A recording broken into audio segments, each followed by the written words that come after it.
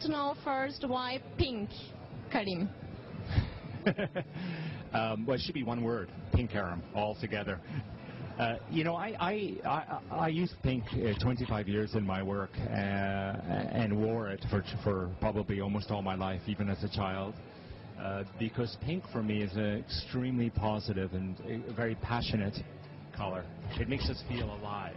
You know, it makes us smile, it makes us feel warm, and it's a very interesting reaction, let's say, people have to the color pink. And, you know, at this point, I think I've used it enough that I've made it pink quite a common color now. But pink is only one color for you, or generally colorful you prefer, no black? Because I know that you don't like black. Well, black's not a color, remember, huh? But I like many colors. I mean, I love color in a way. We, you know, our eye, the human eye, we can see 16,000 colors distinguish. So it's color is a beautiful phenomena. And I always think, you know, people will always think, oh, well, my work is too colorful, or why? How can one live in as colorful space as I design? And my immediate reaction is, you know, color to me for the eye is like taste to the tongue, to the mouth. Now, you imagine if we could only like live in a world where we could taste only 3 or 4 tastes. The world we live in, generally, we only see 3 or 4 colors. You know, it's a shame in a way. And most of our urban centers and our metropolises are so gray and depressing. I think architecture should be extremely colorful. I think we should celebrate color, like really live and enjoy the experience that we can have with our senses. I would like to know also, we know that you don't like antiques. So can we tell us why? Have you ever, when you design, you reflect? You never reflect from antiques, you know? Oh, no. Let me explain that. Is that, you know, if something is very old, it can be extremely beautiful if it's an original. I don't like the idea that we design a world that's replicating or being derivative of history, because I don't think that's design. Design is about using new technologies, new materials. It's about evolution. It's about moving us forward. It's about new behaviors, new human experiences. It's about creating new languages. So if I'm going to copy history, then I'm not really designing anymore, I'm styling. And I think that sometimes the design profession gets caught up with copying the past too much, firstly. And that's not our job, in a way, you know. And I think that also that this revivalist attitude has nothing to do with the age in which we live. You know, so for example, if I walk in and there's a new design of a Baroque chandelier, what does Baroque have to do with 2009? Absolutely nothing, you know. So I think it's very important. And if we look at our commodity, our products, if I have an iPhone, for example, that object is very much speaking about the moment in which we live.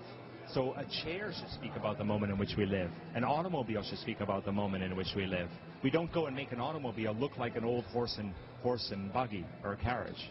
So I just think that the physical world needs to kind of constantly evolve and move us forward and make us really feel alive at this moment in time. And I think contemporaneity makes us feel alive. What about new technology? Love technology. You know, in 1987, I got my first computer. In 1982, I studied Cobalt and Fortran languages, computing languages, in 1981.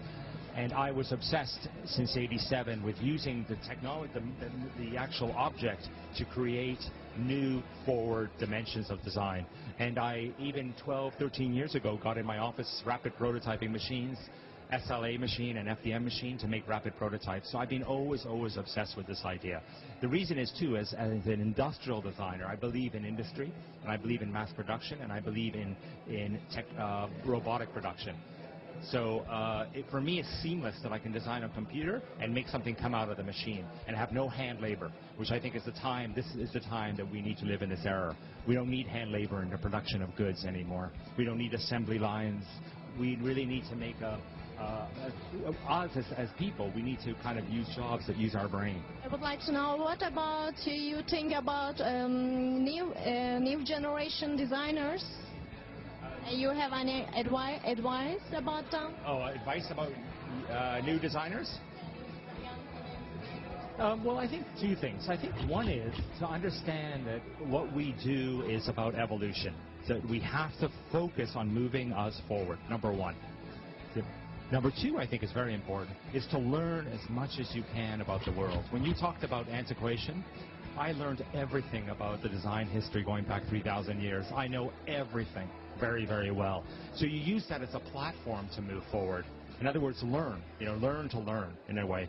Number 3 is it's a lifetime profession. So don't think that you have to become famous at the age of 25. It's not like modeling, or like being a rock star. Basically, you can your whole life design. I just bumped into Arno, who designed the chair on the chain, the ball chain in the 60s, and he's got a new lamp around the corner. He's 75 years old and still designing. And I just, saw Oscar Niemeyer in the architect in Brazil. He's 101 years old, and he has 17 projects in his office, and he's still designing.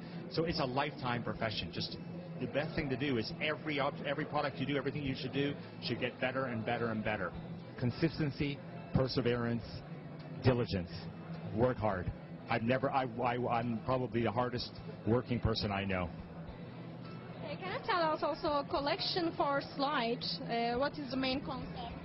Well, there are several different objects. What we're sitting on now is called Koncord, and I decided to make a very democratic stool. This is a stool for $100. Very lightweight, very comfortable, moves a little bit with your body, and it has this kind of feeling of a dynamic object. And although it grew, the whole form grew out of function, really, out of structure. Get the most minimal structure I can in plastic, but be strong and supportive.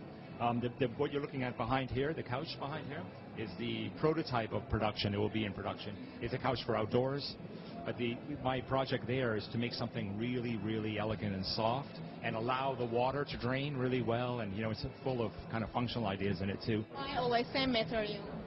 Well, this material is actually 100% recyclable onwards forever, so it's a good polymer that way. And the production technology to do this is quite simple too. It's not very, very high investment. So I think that's probably why it's done. And Slide's business is to make the rotational molded products. That's what they do. So as a designer, you work with the culture of the company. They come to me, they have a culture, I learn what they do, and then I produce for them. And can you tell us what is your next project? Next project is, I have about 80. So I have a restaurant opening in Dubai. I have a casino just opened last week in Belgrade, Serbia. I have a pharmacy I'm working on in Serbia. I have a restaurant I'm doing in Las Vegas. I'm working on a laptop, a watch, a vacuum cleaner. I'm working on a light switch. I'm working on so many things. Yeah.